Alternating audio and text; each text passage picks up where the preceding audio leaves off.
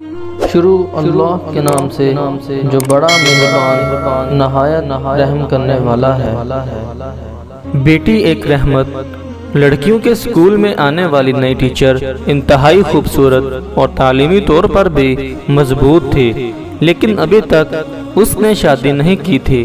तमाम लड़कियां उसके इर्द गिर्द जमा हो गईं और मजाक करने लगीं कि मैडम, आपने अभी तक शादी क्यों नहीं की। मैडम ने दास्तान कुछ यूं शुरू की कि एक औरत की 5 बेटियां थीं। शौहर ने उसको धमकी दी कि अगर इस बार भी बेटी हुई तो इसको बाहर किसी सड़क या चौक पर फेंक आऊंगा।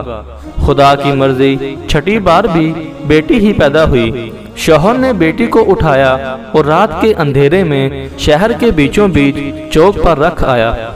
माँ पूरी रात उस नन्ही सी जान के लिए दुआ करती रही और अपनी बेटी को खुदा के सुपुर्द कर दिया। दूसरे दिन सुबह वालिद जब चौक से गुजरा तो देखा कि कोई बच्ची को नहीं लेकर गया।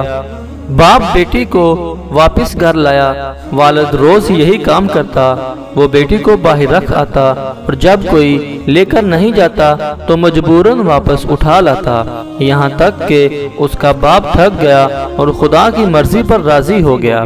फिर खुदा ने कुछ ऐसा किया कि 1 साल बाद उसके यहाँ बेटा हुआ। लेकिन चंद दिन बाद बेटियों में से एक की मौत हो गई। यहाँ तक कि और 5 बेटे हुए, लेकिन हर बार उसकी बेटियों में से एक इस दुनिया से चली जाती।